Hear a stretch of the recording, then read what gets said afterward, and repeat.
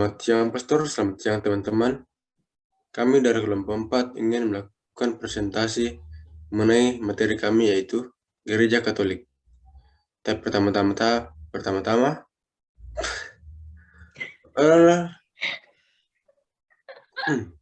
Sudah sekali pagi, ngantuk Kak. Anda fokus. 1, 2, 3. Selamat siang Pastor, selamat siang teman-teman. Kami dari kelompok 4 ingin melakukan presentasi mengenai materi kami yaitu Gereja Katolik. Tapi pertama-tama saya akan memperkenalkan nama teman kelompok saya yaitu Hernando Rismond Nguyen Tepayung dengan akhiran NIM 046. Yang kedua, Maureen Michelle Johan dengan akhiran NIM 061. Sedangkan saya sendiri yaitu Satya Adi Wijaksana Sturu dengan akhiran NIM 048. Dan untuk surat selanjutnya, saya akan memberikan kesempatan kepada teman saya untuk membacanya. Baik, terima kasih moderator. Apakah arti dari gereja? Asal kata Yunani eklesia, Ibrani kahal. Artinya kumpulan orang-orang atau komunitas untuk berdoa. Gereja merupakan kumpulan jemaat orang-orang yang sudah dibaptis, yang disatukan dalam iman sejati yang satu, dalam liturgi dan sakramen-sakramen yang sama, di bawah otoritas paus dan para uskup dalam persekutuan dengan paus. Next. Sifat atau ciri gereja Katolik. Di dalam rumusan syahadat panjang itu, pada bagian akhir dinyatakan keempat sifat atau ciri gereja Katolik. Yang pertama satu, yang kedua kudus, yang ketiga Katolik, dan yang keempat apostolik. 1. Gereja percaya akan kehendak Allah sebagaimana tertulis dalam kitab suci, bahwa orang-orang beriman kepada Kristus hendaknya berhimpun menjadi umat Allah, terdapat dalam 1 Petrus 2 ayat 5-10 dan menjadi satu tubuh di dalam 1 Korintus 12 ayat yang ke-12. Gereja Katolik percaya bahwa kesatuan itu menjadi begitu kokoh dan kuat karena secara historis bertolak dari penetapan Petrus sebagai penerima kunci kerajaan surga. Yang kedua, kudus. Gereja Katolik meyakini diri bukan kudus. Gereja Katolik meyakini diri kudus bukan karena tiap anggotanya sudah kudus, tetapi lebih-lebih karena dipanggil kepada kekudusan oleh Tuhan. Hendaknya kamu sempurna sebagaimana Bapamu di surga sempurna adanya. Matius 5 ayat 48. Perlu diperhatikan juga bahwa kategori kudus yang dimaksud terutama bukan dalam arti moral, tetapi teologi. Bukan soal baik atau buruknya tingkah laku, melainkan hubungannya dengan Allah. Ini tidak berarti hidup yang sesuai dengan kaidah moral tidak penting, namun kedekatan dengan yang ilahi itu lebih penting. Sebagaimana dinyatakan, kamu telah memperoleh urapan dari yang kudus. 1 Yohanes 2 ayat 20, yakni dari Roh Allah sendiri. Next. Katolik. Ciri yang ketiga dari gereja adalah Katolik. Dari kata Latin, Catholicus yang berarti universal atau umum. Nama yang sudah dipakai sejak awal abad kedua Masehi pada masa Santo Ignatius dari Antioquia menjadi uskup. Ciri ini juga sering berlaku untuk gereja Anglikan dan Ortodoks. Ciri Katolik ini mengandung arti gereja yang utuh, lengkap, tidak hanya setengah atau sebagian dalam menerapkan sistem yang berlaku dalam gereja. Bersifat universal, artinya gereja Katolik itu mencakup semua orang yang telah dibaptis secara Katolik di seluruh dunia, di mana setiap orang menerima pengajaran iman dan moral, serta berbagai tata liturgi yang sama dimanapun berada. Kata universal juga sering dipakai untuk menegaskan tidak adanya sekte-sekte dalam gereja Katolik. Yang keempat, apostolik. Ciri yang terakhir dari gereja Katolik adalah apostolik. Dengan ciri ini, mau ditegaskan adanya kesadaran bahwa gereja dibangun atas dasar para rasul dan para nabi, dengan Kristus Yesus sebagai batu penjuru, Efesus 2 ayat 20.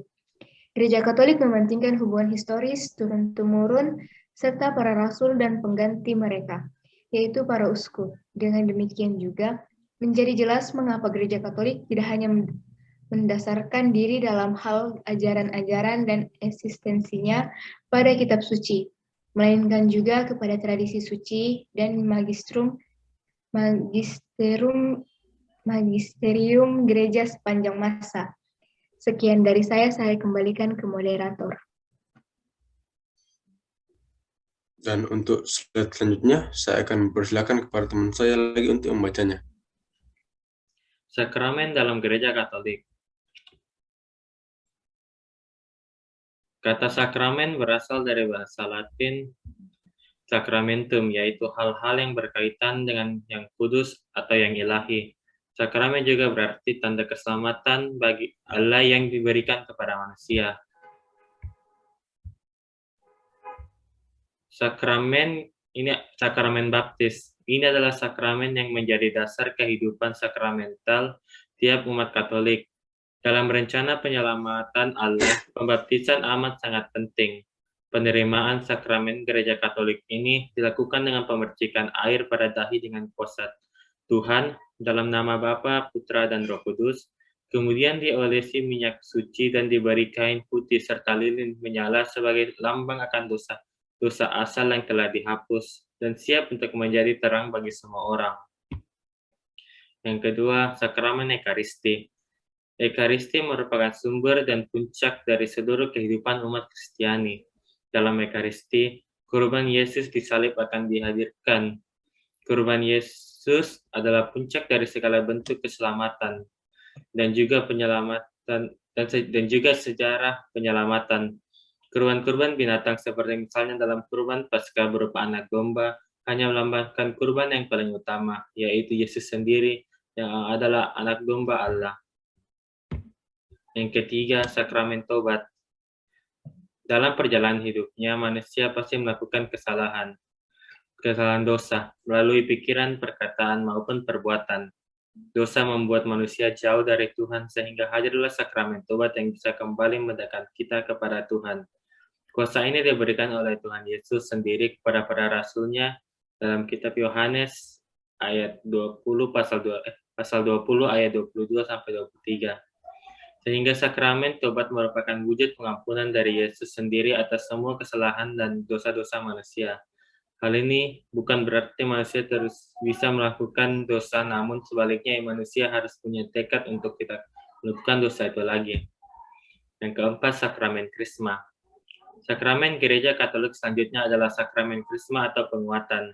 Sakramen ini merupakan wujud dari peristiwa turunnya Roh Kudus atas para rasul, Kisah Para Rasul 2. Roh Kudus hadir untuk menjadi sumber kekuatan dan pengganti Yesus Kristus dunia bagi manusia. Sekian dari saya kembalikan ke moderator. Dan untuk slide selanjutnya, saya sendiri akan membacanya. Sakramen perkawinan. Dalam hidup manusia, laki-laki dan perempuan diberikan tugas untuk beranak cucu dan memenuhi bumi.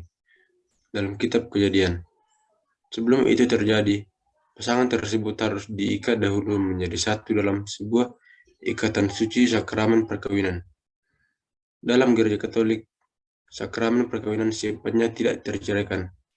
Dalam Matius 19 ayat 6. Dan kudus di hadapan Allah.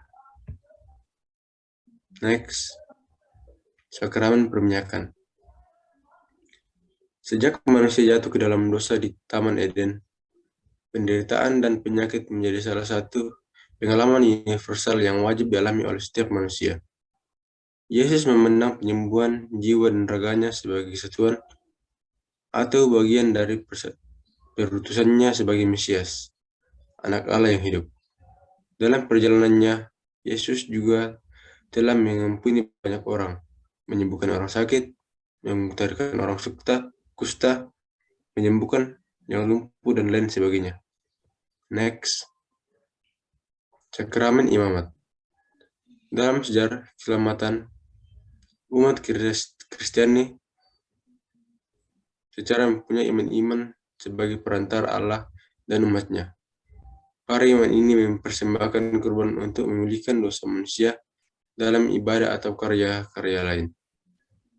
Imam adalah bagian dari umat Allah yang terpanggil untuk melanjutkan misi penyelamatan Yesus di dunia. Artinya, tidak semua orang Katolik akan menerima sakramen ini dan hanya orang-orang terpilih saja alias para biarawan-biarawati. Pemberian sakramen ini hanya boleh dilakukan oleh uskup sebagai wakil paus. Next.